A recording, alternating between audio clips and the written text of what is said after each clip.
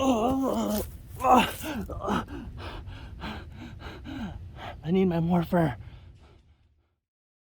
This is the Samsung Soul U900.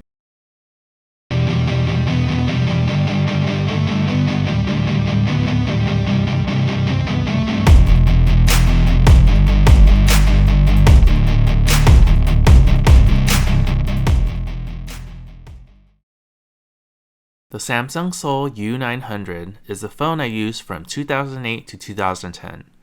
It was my last dumb phone before moving on to a smartphone. Looks like my Soul Morpher needs to be restored. But before doing that, let's take a tour of this phone. The phone has a 2.2-inch TFT LCD display with a 240 by 320 resolution. It also features a mini OLED touch display, which Samsung called Magical Touch. It also has a very cool looking metallic body and keypad. On the backside, a 5-megapixel camera with autofocus, face detection, and image stabilization, plus an LED flash. A microSD slot for expandable storage. And a very easily removable back cover and removable battery. So let's get to cleaning. Cue the cleaning montage.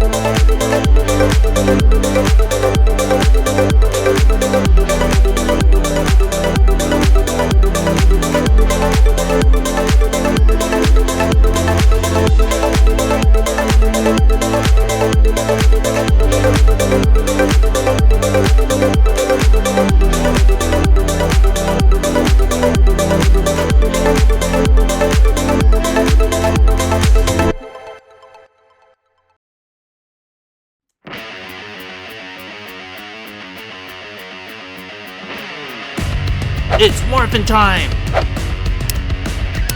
Ha!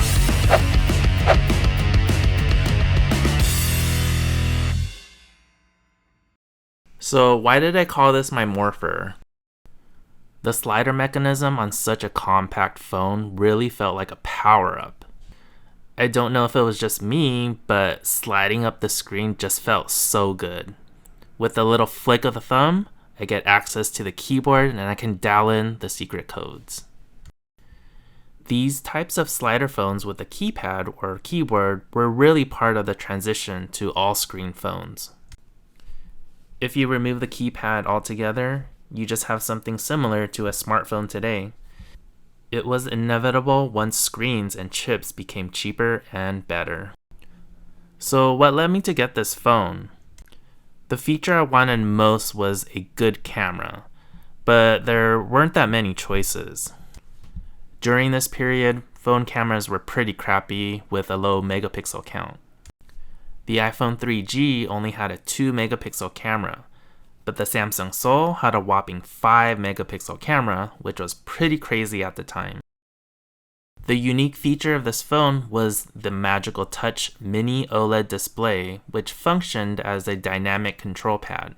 Most of the time, it was used as a directional pad, and other times it was a quick launch for apps like the camera or messages.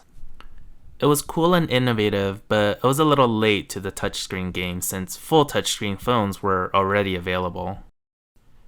One feature I do not miss from this phone is typing on the keypad. Anyone remember T9? It was predictive text typing on the keypad. I remember being able to type so fast on this, but I don't know how I did it with the keypad being so cramped and small. There's not much else to this phone, but I did find these old relic phone games pretty amusing and nostalgic. Take a look.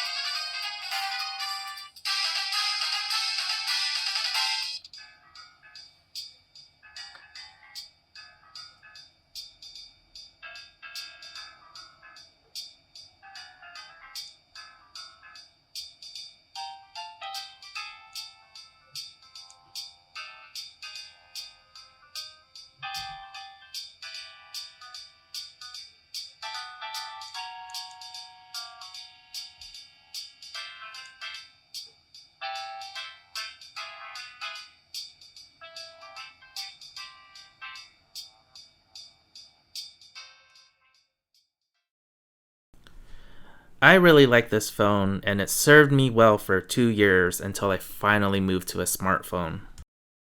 I am still to this day a person who prefers a smaller phone, and looking at the U900, I really miss these types of compact phones. Although slider phones with keyboards are pretty past their prime, we could see the slide feature come back in a different form.